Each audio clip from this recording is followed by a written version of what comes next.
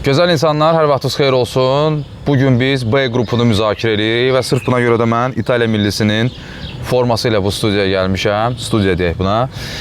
Ümid edirəm ki, görünüş və istəklərinizi bir-bir nəzərə alırıq. Zaur da, mən də bir-bir şərhlərinizi oxuyuruq dostlar. Mən əminəm ki, bu baxış sayı get-gedə artacaq. Çünki hələ də fikirləriniz dünya çempionatı başlamayıb deyə daxili çempionatlardadır. Onlar normal bir şeydir. Və dostlar, niyə İtaliya millisinin forması ilə bura gəlmişəm? Çünki İtaliya millisinin qarşısını alan Bosniya millisi bu qrupdadır.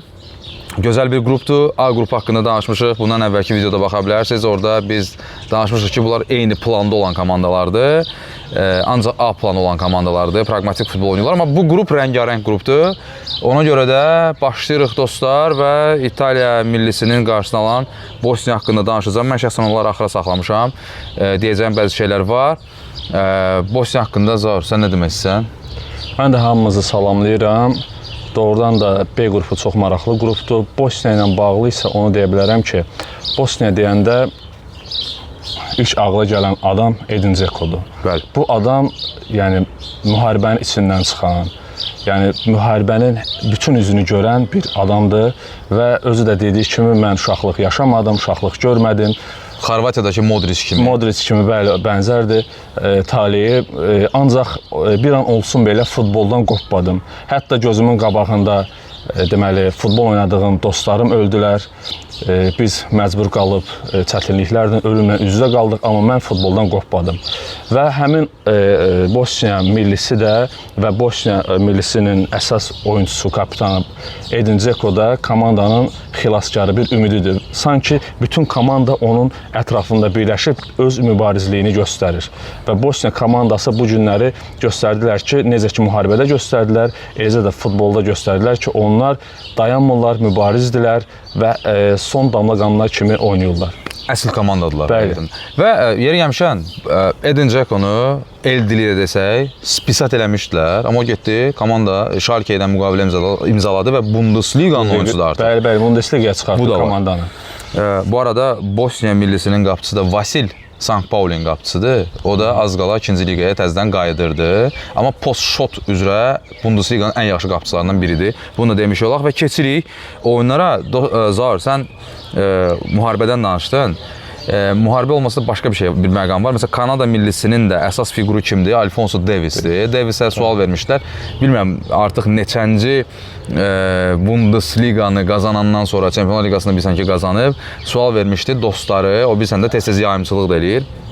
Sual vermişlər ki, səncə sən qəhrəmansan? Deyir, qəhrəman Çempionlar Liqasını və ya da ki Bundesliga-nı qazanan deyil. Deməli, qaçqın düşərgəsində Kanadada soyuqdan donmayan uşaqlardır. Ay, necə möhtəşəm sözdür. Həqiqətən də bu futboldan əlavə belə araşdırana görsən ki, futbolçuların taleyində o necə deyirlər, storytelling, hekayəçilik var. Dərin izlər var. Və dərin izlər var və o onların həyatlarına, həm də futbollarına təsir eləyir. Dostlar, biz başlayırıq Kanadadan. Niyə Kanadadan başlayırıq? Çünki bilirəm ki, bir çoxunuz bəlkə də Kanadaya necə getmək oların, onun yollarını axtarırsınız. Kanadadan möhkəm yapışın, Avropadan möhkəm yapışın. Çünki Trump hələ Amerikanın başında olduğu müddətdə bizə ora yol yoxdur. Amma Kanada Green card dəli asmayıblar. Asmıyor, amma bir şey də deyim, Kanada həmişə sübut edib ki, onlar yaxşı xokkey oynaya bilirlər. Amma bu çempionat göstərməlidirlər ki, onlar futbol oynamağı da bacarırlar. Mənim ümidim var gəlmişəm. Mənim də ümidim var. Yəni inanıram ki, sürpriz komandalardan biri olasıdır. Əvvəldə bir xatırlatma dostlar, bizi TikTokda da izləməyi tövsiyə edirəm. Orada bizim bəzi simulyasiyalarımız olacaq. Zaurun da, mənim də, hər qrupla bağlı qısaca. Burada bir bəyəni atsa sevinərəm. Yenə də deyirəm, şərhlərinizi diqqətlə oxuyuruq, riayət eləməyə çalışırıq tələblərinizə. Başlayaq dostlar. Kanada, Zaur, bu Kanadanın ən böyük üstünlüyü məncə bilsə nədir? Bu Kanada artıq əvvəlki Kanadalar kimi deyil və ən böyük üstünlüyü nədir? Oradan elə İtaliya millisinə də getmək olar. Ən böyük üstünlüyü odur ki, yerini bilir. İtaliya ilə bağlı, mən İtaliya fanatıyam, hamı bunu bilir. Mən Portuqaliyaya gəlmişəm, amma Portuqaliya fanatı deyiləm. Sadəcə iş belə gətirdi ki... Sürpriz hələ demə. Kimsə tapa bilərsə tapsın. Deməli, Kanada yerini bilir. Məncə o insan yerini biləndə həmişə uğur qazanacaq. Söhbət ancaq təvazökarlıqdan getmir də. Düzdür, bunun əsas onurğa sütunu, fundamenti təvazökarlıqdır. Mütəvazı insanlar həmişə qabağa gedir də, hər yerdə hörməti olur. Düzdür, bu arada YouTube-da, bir TikTok-da bu siz də mənim başıma geri zəkalılar çoxalıb. Qədrini bil, falan kəsin zənginə tez cavab vermə. Qoy hamı səni axtarsın falan. Bu geri zəkalılara qulaq asmayın. Boş-boş şeylər də var hamısı. Özünüz olun, yetər. Deməli, onsuz hardasa partlayacaq da. Sənə bir sual verim Zahir. İmperiyalar nə vaxt dağılır, bilirsən? Süquta uğrayır. İmperiyalar... İmperiya deyəndə ağla ilk gələn Roma imperiyası da, bu İtaliya. İçdən yəqin ki... Reallıq hissini itirir, inkişaf eləmədiyini görmür, amma inkişaf dayanır. Yəni, İtaliya millisi uzun illər Gravinadan getmir söhbət. Gravina istefa verdi, o heç. Hər şey Gravinanın üstünə atmaq olmaz. Deməli, hətta Çeferin dedi ki, UEFA başkanı dedi ki, çünki onlar Avropa çempionatını qəbul edəcəklər axı. Dedi, bu gedişlə biz İtaliyaya Avropa çempionatını verməyəcəyik. Və imperiya və yaxud da ki, insanın özü, hər bir insan bəlkə də imperiyadır. Reallıqla barışmayanda yəni. Reallığı qəbul eləməyəndə daha doğrusu. Və sən artıq içdən çürüyürsən, sözün birbaşa mənasında. İmperiyalar hamısı... Və inkişafın olmadığını görmürsən, amma inkişaf reallıqda dayanır. İtaliya bir futbol imperiyası idi həm də. İllərdir. Ronaldo'nun vaxtları yadında da Interin, bütün ulduzlar ora axırdı. İtaliya millisi həmişə düşünürdü ki, o dövrdən sonraki İtaliya. Həmişə düşünürdü ki, bizə dünya futbolu nəsə boşludur. Ona görə də inkişaf eləmək istəmirdi. Ki, bəzi ulduzların hesabına, nə bilim, nəyəsə hesabına, tariximizin hesabına... Bilən, tarix deyəndə ki, tarix yəni dünənə görə sağ ol, dünənə görə sağ ol, bu günə görə cavab ver. Hə, yox, orada bir sənəsə deyim. İtaliyada bir sənə həmişə mafiyalar da güclü olub da. Həmişə, bəli. Elə filmlərdə, sən də film xəstəsisən. Məsələn, orada bir sənə belə bir ifadə var idi, bu yaxınlarda bir şey oxumuşdum. Deyir ki, mafiya bəzən artıq hansısa mafiyozun da sözü keçmir. Orada burada artıq ona baş qaldıranlar var. Amma heç kim bunu görmür axı. Masa arxasına gəlib oturanda artıq sən yenə də mafiyasan axı. Amma bir gün o masa arxasında da səni saymayanlar var. Onlar da baş qaldırmaya başlayır da. Sözsüz elədir. İndi bax ona görə də niyə danışırıq? Yox, sözü şeyə gətirim də. Bosniya ilə bağlı qısaca əvvəldə deyim bunu. Bosniyanı ki, o Dimarco'nun hərəkəti yadındadır da. Yes, Bosniya bizə düşdü. Wales düşmədi. Axırda gəlir, rəqibi küçümsəyirsən, gəlib belə bir fəsadlar olur. Nəysə, Kanada yerini bilir dostlar. Komandanın başında Jesse Marsh dayanır. İngiltərə futbolunun qurmanları bilir ki, söhbət Leeds'in keçmiş baş məşqçisinə gedir. Ümumiyyətlə, Jesse Marsh Red Bull Akademiyasının bir produktudur, bunu deyək. Mən bir şey də deyim, Jesse Marsh'la bağlı. Deməli, ilk Amerikalı baş məşqçisidir. Buna qədər əsasən Kanadalılar, digər ölkələrin deməli, nümayəndələri olubdur. Bundan öncəki dünya çempionatına vəsiqə qazananda onda John Hertman idi. Göstəricilər daha yaxşı idi indiki Kanadadan. Deməli, amma onlar elə bir qrupa düşdülər ki, keçən dünya çempionatında. Yəni, ən zəifi Mərakeş idi. Yəni, Belçika, Mərakeş, bir də Xorvatiya. Və hamı gözləyir ki, Belçika, Xorvatiya çıxsın, amma Mərakeş qrup lideri çıxdı. Nesiri də pikdə idi onda. Bəli, ona görə onlar bəxti gətirmədi. Deməli, Marş gələndən sonra nə düzəldi? Əsas məsələ budur. Buna xahiş edirəm dostlar, diqqət edin. Komandanın sürətli oyunçuları var idi. Bu gəldi, gördü ki, qardaş, mənim Jonathan David'im var. Əsas məsələ Alfonso Davidson var. Eştaki kimi bir tranzistorum var. Porto'nun Portuqaliya çempionatını izləyənlər, Çempionlar Liqasından onu xatırlayır ki. Kyle Larin var. Tejan Buchanan var. Villarreal'dan tanıyırsınız. Bunlar hamısı sürətli oyunçular da və ortada bir tranzistor var, dediyim kimi. Və hər şey axarına buraxmadı. Fikirləşdik ki, qardaş, bizim ən böyük problemimiz nədir Kanadanın? Hücumda çatışmazlığımız var, bitiricilik problemi var. Ruslar buna organizovunu istəyir də. Təşkilatçılıq. Və o problem üzərində işləməyə başladı. Kanadanın ən böyük silahı nədir? İstər ortadan, istər cinahdan. İstəyirsən 3 saniyə, istəyirsən 5 saniyə, istəyirsən 9 saniyə. Mən sənin üçün topu rəqib qapısına çatdırmağa hazıram. Ondan sonra artıq Jonathan David əfv etməz. Problem bu məsələlərin həllini tapdı. Bir də ki, Jesse Marsh'ın qəşəng bir etirafı var. Bax, o reallıq hissini itirməyən insan budur da. Deyir ki, hətta belə bir zarafat var idi, mətbuatda da bunu yazmışlar ki, deyir ki, biz qrupdan çıxa bilərik, Çünki biz topu verməyə hazırıq rəqibə. Yəni Topla da oynamaq sevən komandalar var ha burada. İsveçrədir. Sonra indi Qətəri danışacaqlar. Bosniya özü də sürətli oynamağı sevir, amma eyni zamanda topu saxlamağı sevir də. Sürətli deməzdim, daha çox fiziki güc, amma sürətdə biraz uduzurlar təbii ki, İsveçrəyə Mətbuat deyir ki, Jesse Marsh əvvəl buna görə tənqid edirlər ki, topu verirsən. Amma sonra gördülər ki, yox, publika razıdır, nəticələr var. Hətta zarafat eləməyə başladılar ki, mətbuatda 90 dəqiqə belə lazım olsa mən topsuz qala bilərəm. Amma sən mənə o momenti verdin. Hoppa, onda Jonathan David, Alfonso Davies, Tejan Buchanan, Eştakyu. Bu arada bir mərcə girmək istəyirəm, Zaur. Buradan mərcə girirəm səndən. Uduzsan heç nə olmayacaq, narahat olma. Azərkeşlər, bizim azərkeşlərimiz deyək də, yaxşı futboldan danışır, şahid olsunlar ki, mən deyirəm ki, mən Portodan oyuncunu izləmişəm, indi MLS-də oynayır, Eştakyu. Çox güclü zərbələri var dostlar və dəqiq zərbələri var. Hətta vacib 3 xalları gətirən cərimə zərbələri belə olub. Eştakyu mən deyirəm ki, millinin heyətində təbii ki, dünya çempionatında azı bir uzaqdan qol vurar. Yaxından vurulan sayılmayacaq. Uzaqdan qol vurar. Əlimi gətirmişəmsə, deyək ki. Nəm elə belə havadan bir mərc eləyək. Öpərəm səni. Uduzan o birisini öpür. Fərqi yoxdur. Onu kim uduzar. Amma bir də intensiv futbol oynayırlar, yenə də bu vertikal futbol oynayırlar. Atletik oyunçulara sahibdilər, əsas məsələlərdən biri. Eştakyu niyə dedim Zar, sözü balla kəsim. Gilas mürəbbəsi ilə kəsirəm sözü, deməli burada sonsundadır. Eştakyu önəmli oyunçudur. Çünki Eştakyu rəqibə uyğun olaraq o tranzistor rolunu onda oynayır ki, istər 4-3-3 rəqibin oyununa uyğun olaraq, istər 4-2-3-1 sistemi ilə oynamağa komanda hazırdır. Buna adaptasiyalar var artıq. Yenə də deyirəm, əks hücumlardan komandanı görəcəksiniz. Yəni oyunları izləyəndə dediklərimiz inşallah bir-bir yəqin ki, sizin gözünüzün qabağında gəlib duracaq. Bir nəfər sən qeyd eləmədin Kanadadan. Deməli, o da Daviddir. Amma David Promise Union'da oynayır, Belçika, düzdür. Union Saint-Gilloas'da. Bəli. O da Kanadalıdır, bilmirdim aslında. Bəli, o da oynayacaq, amma o elə bir vəziyyətdədir ki, zədəli deyə iyunun əvvəllərində çalışırlar ki, onu bərpa eləsinlər.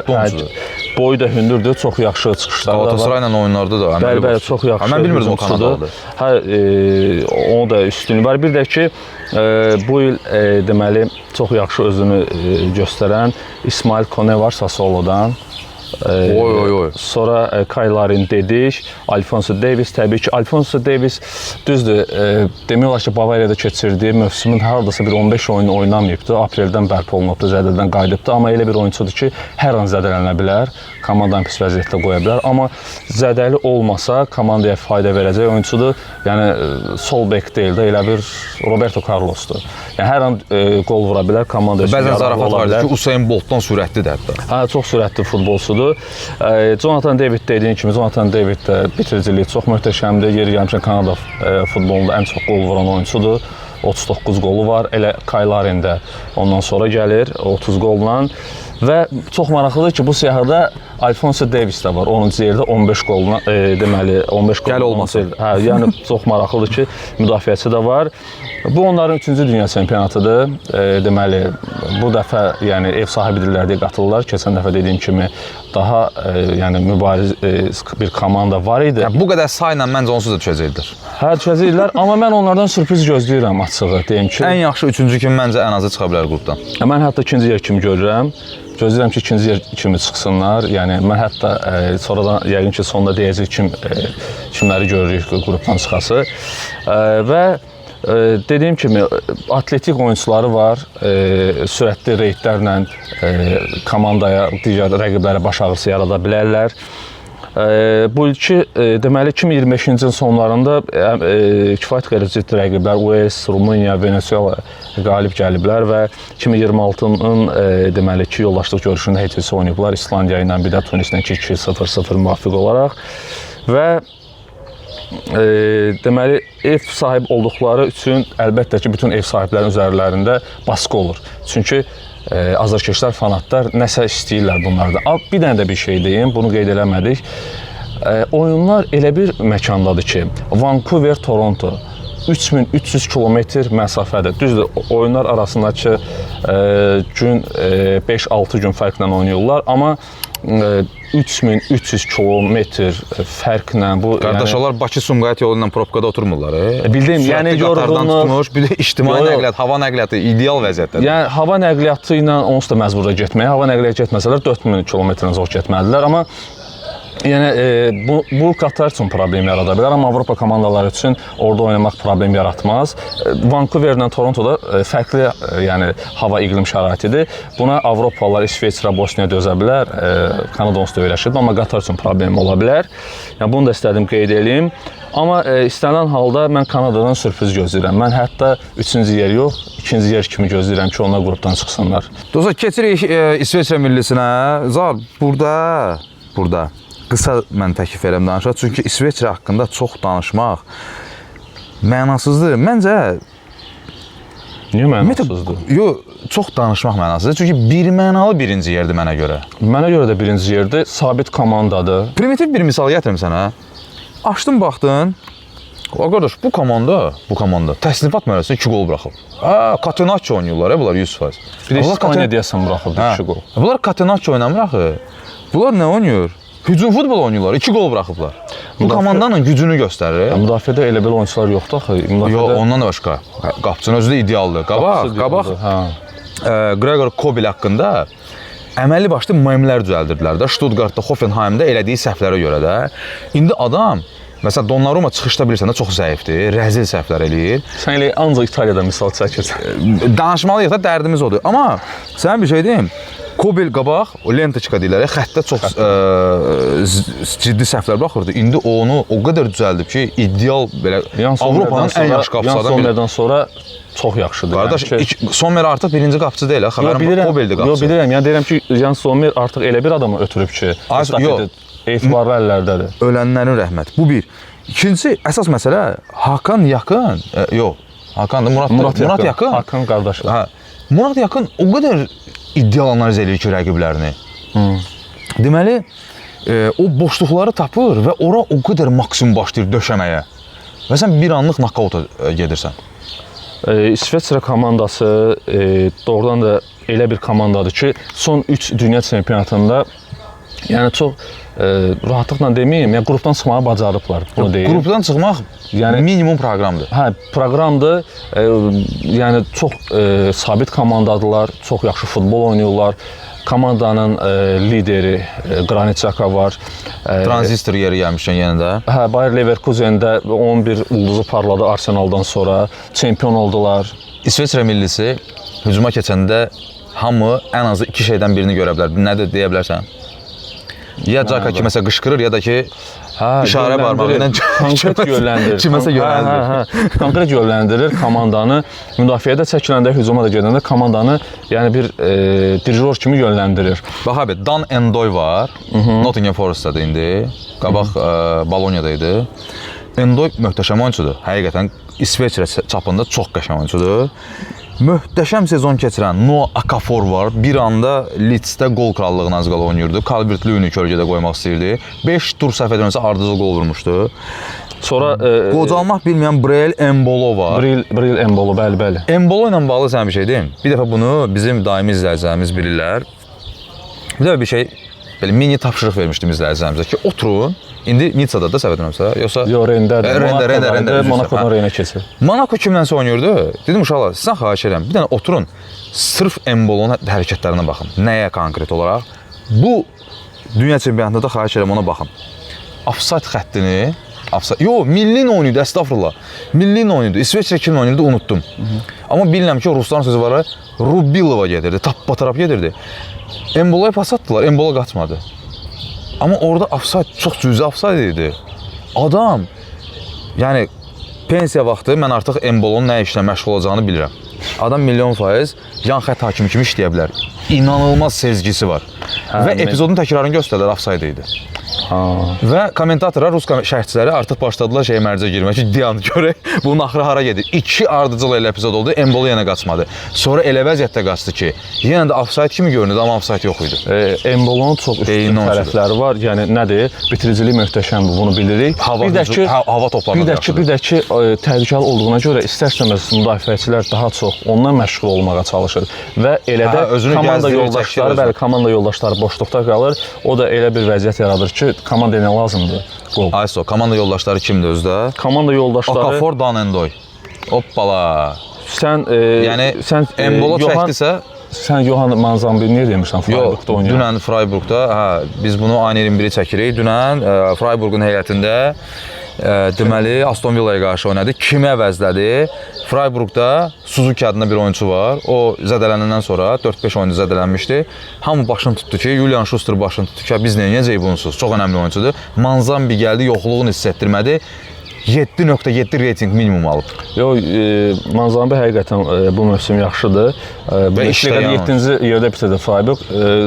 Deməli, Avroliqanı qazansaydılar düz Çempionlar Liqasına gedəsiydilər, amma elə oldu ki, Konferans Liqasına qoşulacaqlar. Mən birinci yerdə deyirəm. Bir də mən də birinci yer kimi görürəm. Bir də Remo Freuler var Bolonyadan və onu da Abişer var. Mən oralara girmirəm. Heyətin hamısını saymayaq. Abişer var, Freuler, bunlar hamısı Freuler müdafiə çox kömək eləyir və o topların paylanmasında əgər o müdafiəyə, dayaq yarım müdafiəçisi kimi kömək eləsə, Granit Xhaka üçün çox rahat yarım müdafiədə və orta xəttdə oyun olacaqdır və bu da o deməkdir ki, komanda maksimum dərəcədə çox rahatlıqla qrupdan çıxacaq. Dostlar, keçirik Qətərə. Mənə görə İsveçrə birinci yerdə qrupu başa vuracaq. Sən bir sensasiya gözləyirsən. Mən gözləmirəm. Hər 3 oyunu düşünürəm ki, rahatlıqla udacaq. Ola bilsin ki, hansısa bir oyunda heç-heçə olsun. Bu ya Kanada, ya Bosniya ola bilər. Amma digər 2 oyunu udası da belə fikirləşirəm. Ya 7 ya 9 xalına qrup birincisi kimi. Hətta güclü averaj da gözləyirəm onlardan. İndi Qətər, mən bu videonu çəkməmişdən əvvəl oturmuşduq burada dizmaqara edirdik. Zahardan xahiş edim ki, Zahar, bax gör dünya çempionatının sponsorları kimdir? Bizim daimi izləyicilərimiz keçən il Çempionlar Liqasından bağlı bizim bir proqnozumuz var idi. Bildilər niyə PSG və PSG layiqli çıxdı təbii ki. Niyə Inter keçəcək? Çünki Qatar Airways, yəni belə bir söhbət var idi. İndi bu dünya çempionatında sponsorlardan biri kimdir Zahar? Qatar Airways. Hansı rəzilliklə Qətər gəldi bu dünya çempionatına? Mən Zahar, yenə ikinci mərcimiz eləyirəm. Qətərlə bağlı eləsənsə problem yoxdur. Qətərlə bağlı başqa bir mərc eləyəcəm. Dostlar, Qatar Airwaysə baxmayaraq, mən deyirəm ki, üçüncü mərc olurdu onda artıq. Mən deyirəm ki, sən əli niyə soyuqdur? Sən həkimə gedə, sən qanını yoxlatdır. Qan dövranı biraz yaxşı deyil deyəsən. Deməli, Qətər bu çempionatı 2 top vurmaz deyirəm. 2 top. Rəqiblərə bax. Gəldin ki, əvvəlcədən demirsən nədən mərc gəlir. Əlini deyirsən gətir, mən də məcbur əlimi gətirirəm. Mən o sədrəkdə malı satan adamlar kimiyəm də. Qoy cibə, səndən yaxşı oğlan taxmayacaq. Keçən çempionat bir gol vurdular. Bir gol vurdular. Adı yadından çıxdı. Deməli, oyunçunun adı Ənsər nədir adı? Nəysə, 10 nömrə kapitan. 10 nömrə Hasan Əlhaydos. Deyil, əsas Əkrəm Həfif deyil də, yəni ki. Yox, deyil, Həfif deyil. Yəni mən bunların nəsə bir şey eləyəcəyini gözləmirəm. Abi, Lopetegin oyunun sən deyim. Oturun izləyin. Yenə də bax, hər komanda ilə bağlı sizə nəsə dedikdə buradakı xüsusi, bunu məncə inanmıram hardasa eşidərsiniz. Maraqlı şeylərdir və xüsusi ekstra bir şeydir. Hər top bitirəndə, baxın görün Lopetegin necə şüvənlik salacaq. Bu Sevilla'da da elə idi. Realda da elə idi, West Ham'da da elə idi. Sevilla ilə düzdür, Avropa kubokunu qazanıb. Sevilla'nın adı artıq Avropa kubokunun finalı deməkdir. İndiki durumda o heç. Yəqin ki, Ramos alıb artıq. Bu dünya çempionatı Qatar Airways-də cəlb eləyərlər sponsor kimi. Sən elə Qatar Airways-də tutmusan. Mən o sponsoru qopardacam. Gətirəcəm bunlar ikinci mundialıdır. Birinci mundialda ev sahibi kimi. Nə danışırsan ya bunlar haqqında? Yox. Nə danışırsan bunlar haqqında? Niyə cavadım? Heç kimə maraqlı deyil. Bir demək, Qatarı çoxdan gedib, hə? Qətərin sürprizi sən nə ola bilər?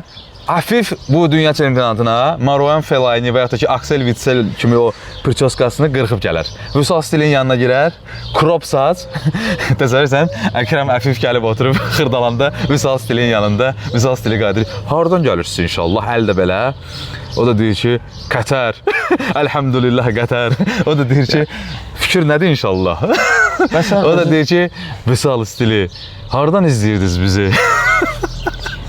Axırda Mən bax, özün Axırda deyirsən ki, qayıdıb. Qətərdən Qətər haqqında nə danışacaqsan? onu niyə deyirsən ki, Cəmərçilə 2 qol vuracaqdı? İkinci mərci gol deyirəmsə, vuracaq, 2 gol Lopetegi dünya çempionatından sonra istefa verər Yox, mən gəlmirəm, onsuz istefa verəcək. və yerinə kim gələr səncə? Adamlar ardıcıl ancaq İspanları gətirirlər. Çünki sistem dəyişməsin. Yenə də bir İspan pul gələcək, qazanıb baxarsan. gedəcəklər. Bu da 4-cü mərc olsun. Dostlar, siz sağ biz salamat, görəcək indi. Dünya çempionatından sonra bu da növbəti bir proqnoz olsun da. Ya belə proqnozlar vermə. Bu Qətər haqqında kimin vaxtını alacaq burada? Zaten çox aldıq artıq. Danışmasaq, xahiş edirəm. Yaxşı, danışma. Keçirik Bosniya millisinə. Bosniya millisinin forması. Bosniya millisi, Bosniya millisi sənin ağırlı yerindəyir. Qardaş, əsl komandadır. Bu arada Bosniya millisi ilə bağlı bir əlavə bir şey deyim. Adını da yazmışam o adamın. Deməli, Afan Çizmik adında bir uşaq var. Bosniya penaltiyə getmədilər. Penalti seriyasında. Bilirsiniz də, qapıçıların şparqalkası olur axı da. Şparqalkan uğrayan uşaq. Gəlir, görür. Malades sən öl deyir. Uşaqdakı fərasətə bax. Malades sən öl. Görür ki, orada bir butulka var, gözünə bir tər dəyir. Bilir ki, qapıçının şparqalkasıdır. Kim hara vuracaq? Qapıçılarda o suyun üstünə vurulacaq. Geri zəkalı Donnarumma ancaq çıxışlarda səhv eləmir. Belə şeylərdə də səhv eləyir. Butulkanı elə bir yerə qoyub ki, düz indi butulkanı hara qoya bilərsən, amma əməli başda aralı qoymuşdu. Çizmik gəlir, sakitcə götürür, o bol boy, top daşıyan uşaq. Götürür və deyir, bildim ki, odur və aparır gizlədir. Oyundan sonra həmin o kağızla çıxır ki, deyir, bildim belə. Əməlli başda. Mətbuatda hətta əməlli başda bir şey açmışlar, petisiya açmışlar ki, o uşağı milli qəhrəman elan edək. Təbii ki, bunu zarafat kimi keçdilər. O milli qəhrəman indi kimlərdən bir sıraya qoyacaqsan onu? Adamlar müharibədən çıxıblar. Nəsə, bizim kimi. Belə, dostlar,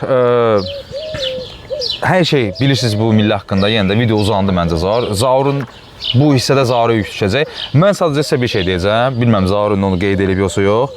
Mən bunu dünya deyirəm. Çempionlar Liqasında sizə Aston Villa, Red Bull Salzburg oynayanda bu uşağın adını çəkmişdim. Bizim Telegram kanalda yazmışdım ki, Kərim Alaybegoviç adında bir transfer bombası hazırlayır Red Bull Salzburg. Red Bull Salzburgdan kimlər çıxıb bilirsən? Dominik Szoboszlai və s. və axır. Qiymət daha çoxalsın deyə əvvəlcə Leipzigə gedirlər, sonra daha baha qiymətə satırlar. Yolunu tapıblar. Yox, hə, eyni akademiyadır da demək olar ki, eyni kontordur, eyni filialdır, eyni holdingin filialıdır. Deməli, Kərim Alaybegoviç. Mən sizə Ermedin Demiroviçi, Tahiroviçi, Kalaşinaçı, Jigoviçi, Cekonu, Vasili, Amir Hacı Ahmetoviçi durub tərifləsi deyiləm. Kərim Alaybegoviçi baxarsınız, bir dənə də mərc gəlirəm Zaur, artıq bilirsən söhbətindən gedir. Əlim soyuqdur da. Kərim Alaybegoviçi. Qız deyəlim əməli başda. Kərim Alaybegoviçin uzaqdan, çünki o uşaq sevir, daha çox sol cinahdan girib, sağa girib, belə də sağ içə girib uzağı yoxlamağı sevir. Qətərə vura bilər Paul. Yox, Qətərə vurulduğunu sayılmayacaq. İndəndən deyirəm. Hə, da nə oldu da? İsveçrə. Yaxşı, Qətərə vurulduğu da sayılsın. Çünki Alaybegoviç də bu Ceko deyil. O uşaq əla oyunçudur dostlar və bu dünya çempionatı vitrindir. Razısan yəqin ki, bu vitrindən maksimum istifadə edə bilər. Çünki dünya çempionatına ancaq futbol fanatları getmir, həm də skautlar gedir. Kimlərsə kəşf eləməyə. Bosniya komandası təbii ki, mənəvi olaraq çox güclüdürlər. Yəni onlar sınmırlar, təslim olmurlar, sona qədər mübarizə aparırlar. Çətin oyunlarda necə xarakter göstərmək lazım olduğunu bilirlər və əməli başda da baş ağrısı olurlar. Bunu play-offda da göstərdilər.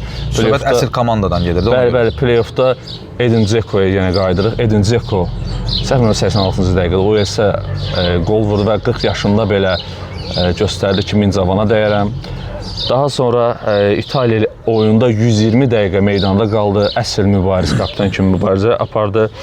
Və bunlar elə komandadılar ki, əsasən fiziki güc, təslim olmayan xarakterli komanda, standart vəziyyətlərdən istifadə eləmək. Səs düşür yoxsa yox bilməm, bu Lopetegi'dir, dalımızla hürür orada. Qoy hürsündən imkan bir sözümüzü deyək.